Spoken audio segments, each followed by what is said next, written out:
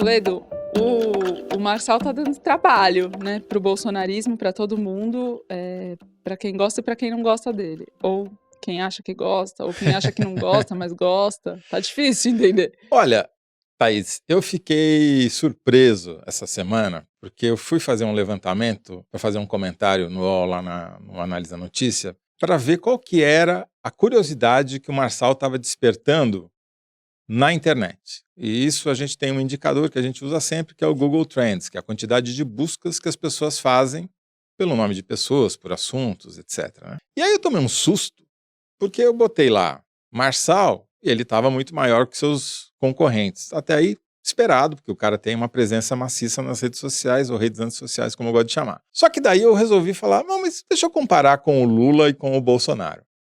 E depois que ele começou a ir nos debates, já foram 3 até agora, né? E aliás, precisamos dar o crédito aqui para a Thaís, porque no programa passado você avisou que as campanhas dos adversários do Marçal em São Paulo estavam considerando não ir ao debate e não deu outra, né? Não Teve o foram debate, na da de segunda-feira, da Veja, só foi a Tabata e a do Novo. ou seja, quem ouviu Esvaziaram. a hora sabia que isso ia acontecer e não se surpreendeu. Eu não me surpreendi porque tinha ouvido o Thaís Bilenque. Não, as campanhas durante o debate do Estadão já estavam decidindo não ir na da Veja. É isso aí. Bom, o que aconteceu? Depois que começou o debate, o Marçal não apenas superou, cresceu muito, despertou muita curiosidade das pessoas, a ponto de ultrapassar 3, 4, 5 vezes mais do que os seus adversários, como ele ultrapassou o Bolsonaro e ultrapassou o Lula. E isso é inédito. Eu tentei comparar com o Dória, no auge do Dória, 2016, 2018, com quem quer que seja, não encontrei nenhum outro político que tenha superado Lula e Bolsonaro em curiosidade em buscas no Google. É a primeira vez que isso acontece, pelo menos no estoque de políticos que eu testei lá. Como dizem, na campanha do Ricardo Nunes, é um bicho novo mesmo, né, ele é um outro fenômeno, o É. Marçal, que não é bolsonarismo puro. Sim, não, na verdade, ele come um pedaço do bolsonarismo. Daí, inspirado por esse fato inédito, eu pedi para pessoas que sabem mais do que eu verem se a minha hipótese de que ele tem um potencial de avançar sobre o bolsonarismo, de comer um pedaço do bolsonarismo, de rachar o bolsonarismo, seja lá o que for, e todas as pessoas que eu consultei acreditam que sim. Vamos começar pela Palver. Palver é aquela consultoria que presta serviço até para o Tribunal Superior Eleitoral, que faz monitoramento de redes, faz monitoramento dos grupos de WhatsApp, que foi como eles começaram, mas agora está fazendo monitoramento de mídia, de blogs, praticamente todos os veículos. Eles constataram que essa predominância do Marçal nas buscas do Google acontecia também nas redes sociais. Quando você entrava em blogs e outros veículos, já era mais parelha a disputa, não era tão grande assim. E nos grupos de WhatsApp, embora ele tenha uma presença grande, ele não tinha essa predominância total. Mas confirmou, falando, não é um fenômeno só do TikTok, do Instagram ou do Google Trends, é um fenômeno amplo. E ele entra justamente no eleitorado do bolsonarista. Pessoas religiosas, eles usam uma expressão aqui que pode parecer pejorativa, mas não é, mas que tem algum tipo de frustração e projetam essa frustração sempre em algo externo. Né? A culpa não é, se tem alguma frustração na vida, a culpa não é delas. Sei, aquele tipo de ser humano. Exatamente, todos nós, né? Que sempre buscam culpar alguém por algum problema que tenham na vida, que é uma coisa muito comum, mas que tem um eleitor bolsonarista que faz isso com mais frequência, digamos assim. Ele extrapola para a política. Principalmente para a política. Essa é a diferença, né? Que sempre vai buscar um culpado externo. Isso cria uma oportunidade para o Pablo Marçal de se tornar o verdadeiro antipolítico.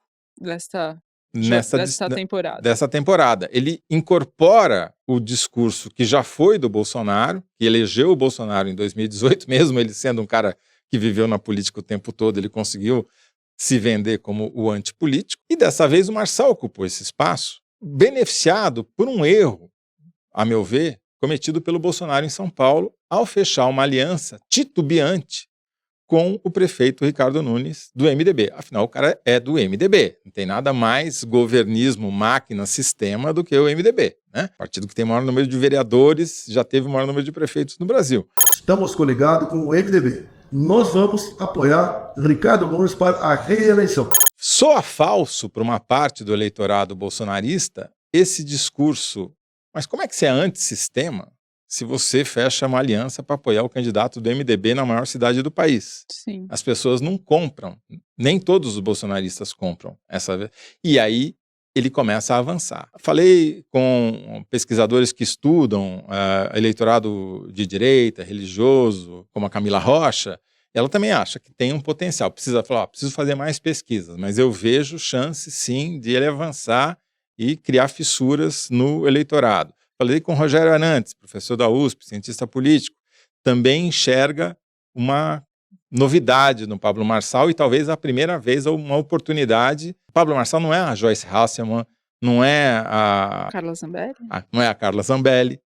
Ele tem uma rede própria, independente do Bolsonaro, e a maior prova de que ele incomodou é de que o Eduardo Bolsonaro se tornou o algoz do Pablo Marçal. Já fez vários posts nas mídias sociais atacando o Marçal, chamando ele de arregão, e a gente tem até um vídeo disso para mostrar. Se você for aplicar o velho ditado, né, quem com ferro fere, com ferro será ferido, é para todo mundo chamar o Pablo Marçal de arregão, porque foi isso que ele falou quando os outros se furtaram aí para o debate com ele.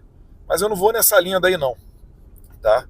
Inclusive muita coisa está mudando, né? A matéria do Estadão agora dá conta de colocar que auxiliares aí da campanha do Pablo Marçal venderam carros de luxo em troca de drogas do PCC. Matéria do Estadão, cada um faz o seu julgamento, mas já começa também a perder um pouco da moral para ficar fazendo aquela gracinha, acusando os outros de cheirador. O que você acha disso? Alguns comentários antes de entrar na minha apuração. A primeira é em relação ao bolsonarismo da campanha do Ricardo Nunes. Ficou muito evidente na convenção em que o Bolsonaro era para ser uma grande estrela, de que ele não é uma estrela da campanha. Não era uma convenção bolsonarista, não era um ambiente bolsonarista, não tinha espaço para isso. O Ricardo Nunes tem insistido muito nisso, né, dentro da campanha dele, de que ele quer falar com um público mais amplo, com um público que, em tese, se beneficiou pela gestão dele, então ele não quer se associar. O Bolsonaro titubeia no apoio e o Nunes titubeia na recepção desse apoio. Então, é uma aliança muito de conveniência e frágil por esses motivos. A outra coisa que eu queria comentar é que a estratégia dele de rede social até agora foi muito bem sucedida, ao que tudo indica, porque ele pegou todo mundo de surpresa e produziu todos os cortes, viralizou com essa coisa de pagar para as pessoas reproduzirem os conteúdos dele, etc e tal. Os três candidatos da Atena, Boulos e Nunes, decidiram não ir ao debate. A Tabata Amaral foi ao debate porque, segundo o marqueteiro dela, Pedro Simões, deixá-lo falando sozinho não vai torná-lo menos conhecido, vai torná-lo só... Enfim, ele vai conseguir falar do que ele quiser, sem contestação. A estratégia deles é a oposta dos adversários. A estratégia é ir para o embate e para o confronto. Para eles, isso funcionou nesse primeiro teste, porque no debate o Marçal decidiu falar o que queria, não responder as perguntas, fez um corte da interação dele, mais de um, com a Tabata no debate, postou nas redes sociais e apagou em seguida. Porque estava alavancando a Tabata. Porque sentiu que não estava dando o resultado que ele esperava. Então, ela está indo por uma linha, os outros três candidatos têm linhas diferentes. Não, só para reforçar o que você acabou de falar, quando você pega o Google Trends do terceiro debate, ao que o da Atena, o Nunes e o Boulos não foram, o pico de interesse pelo Pablo Marçal foi igual ao do segundo debate, que é menor do que o do primeiro, mas, ou seja, manteve o interesse. Os outros é que caíram. Quem não foi no debate é que gerou menos interesse. Complexo saber como lidar. Uhum. Como enfrentar. Agora, isso acontece nas redes. Na vida, na cidade, não é bem assim. Na população, a coisa é diferente. Me interesso muito por esse discurso dele de prosperidade na favela, nas comunidades e tal. Como é que isso entra lá dentro? Comecei a apurar um pouco sobre isso. Ele tem frases agressivíssimas, como, por exemplo, falando que vamos tirar vocês desses campos de concentração que muitos romantizam como favela. né, que é uma declaração que ele deu no começo do mês, que pegou muito mal, muito pesada, e vai muito na contramão, esse discurso de prosperidade na favela, então se você prospera, você sai de lá, vai na contramão de um discurso tradicional, até demais, da esquerda, né, de valorizar o senso comunitário que tem nas favelas, nos morros, etc. E é diferente, inclusive, o discurso do Marçal, da abordagem religiosa e da abordagem evangélica.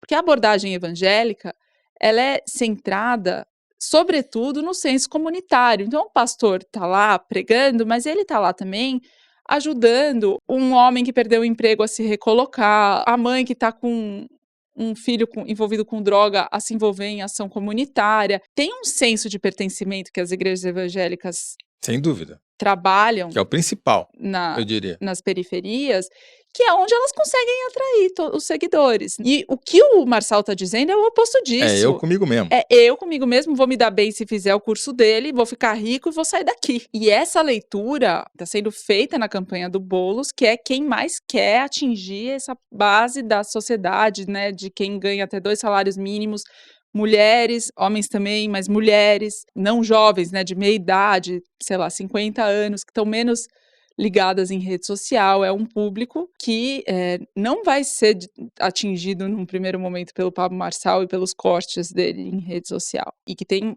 uma condição de vida que não faz nenhum sentido ficar falando em coach. É isso, exatamente. Então, é uma aposta de risco que não necessariamente vai chegar e ter sucesso na classe média baixa, que tem uma condição de vida em que esse tipo de ilusão não tem aonde ecoar. Então, essas pessoas não vão achar que vão fazer um curso de coach na internet e isso vão vai resolver. Sem dúvida nenhuma. Acho que você tem toda a razão. E uma das outras pessoas com quem eu conversei sobre esse assunto foi com o Pedro Bruzzi, da Arquimedes, né? E ele falou, olha, é realmente impressionante. Agora, coloca a Rebeca Andrade nessa tua comparação do Google Trends.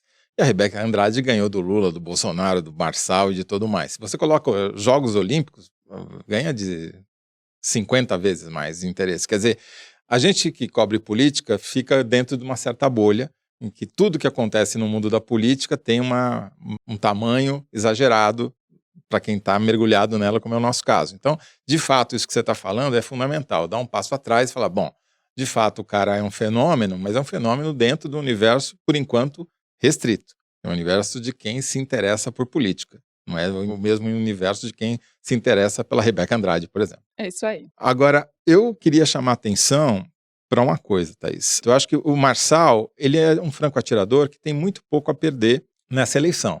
Porque se ele for tirado da eleição por vias judiciais, que é uma possibilidade não pequena, porque ele dá motivos para isso, dia sim, dia também. Exatamente. Ele vai chegar em 2026 como o protótipo do antissistema. Falar, olha, eu era tão ameaçador para o sistema que me tiraram da eleição de 2024. Né? Se ele perder por essa via judicial, ele ganha. Se ele perder na urna, é pior, mas mesmo assim vai ter feito um capital e vai ter dado um exemplo para outros bolsonaristas que têm rede própria, tipo Nicolas, Cleitinho, em Minas Gerais. Falar, olha, existe vida fora do bolsonarismo.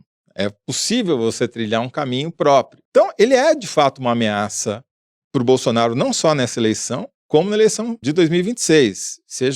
Você mesmo estava contando, né? Ele pode ser candidato a senador em 2026, se ele não se eleger prefeito. O Eduardo Bolsonaro está preocupado com isso, porque ele tem esse mesmo plano. Pode acabar tendo no Marçal um adversário. Agora, um outro indicador que para mim foi fundamental para chegar à conclusão que o próprio bolsonarismo, a cúpula do bolsonarismo está se sentindo ameaçada pelo Marçal, é que interlocutores do governador Tarcísio de Freitas contam que ele se refere ao Marçal com, digamos, palavras que não são de alto calão. Impronunciáveis. O Tarcísio e o próprio Nicolas Ferreira estão tentando ajudar o Ricardo Nunes, grande prejudicado até aqui, a reagir a esse fenômeno. Estão indo para o palanque com o Nunes tentando puxar a carga pesada ali.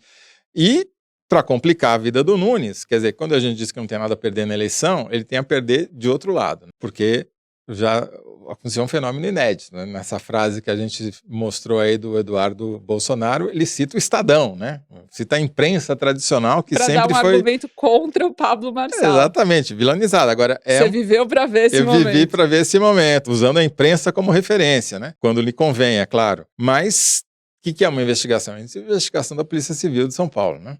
O Milton Leite sabe que é perigoso, né? Polícia Civil que responde ao governo do estado. Pois é, ocupado Tarcísio de por- Freitas, né? É tudo coincidência. Ninguém está implicando nada aqui, é tudo uma absoluta coincidência, não tem nada a ver uma coisa com a outra, mas que lazai, lazai. É isso? Chega?